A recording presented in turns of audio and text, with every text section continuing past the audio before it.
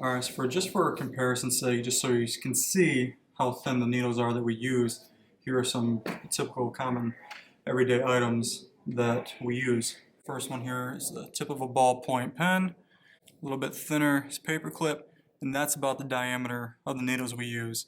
Again, they're much thinner than a syringe needle because we're not doing any kind of injection or inserting any kind of medication or anything. And this is just a typical portable TENS unit. We attach electrical stimulation to the needles to help further relax the muscle tissue. So after cleaning the treatment area with an alcohol swab, take the needle, put it after feeling where I need to set it. Simply tap the needle, remove the tube, gently slide it in, but I don't want to do it too slow because the slower I go, the more uncomfortable it may be. So I try to do this fairly quickly. And I continue to do that all along the neck. Every so often might get a little twitch, and that's not necessarily a bad thing. It just lets me know that I hit a good trigger point.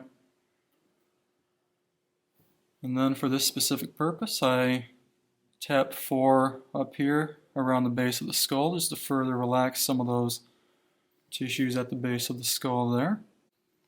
Every so often might get a little twitch, and that's not necessarily a bad thing. It just lets me know that I hit a good trigger point. After all the needles are inserted, I carefully apply some electrical stimulation here, and it should be comfortably uncomfortable, so it's tolerable, but it's not painful. And as you can see here, there may be a little bit of some muscle jumping. Again, not necessarily a bad thing. This helps the muscles relax a little bit more.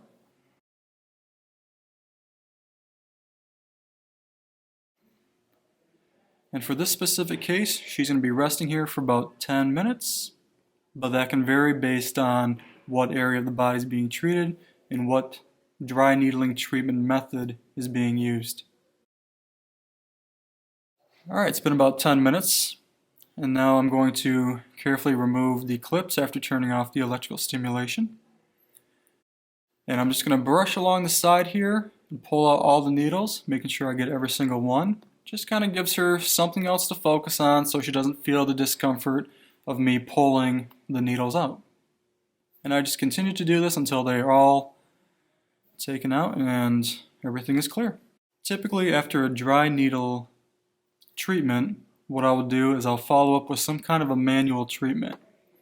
Right now I'm using an instrument to kind of assist with some soft tissue mobilization here, just to take advantage of the increased range of motion and the looser tissue. Want to try to stretch it and mobilize it as much as we possibly can to optimize the benefits of the dry needling treatment. I'll do this manual treatment for about 5 minutes, and once the patient is cleaned off, and ask her some last minute questions, making sure everything is alright, and then she's free to continue on with her day.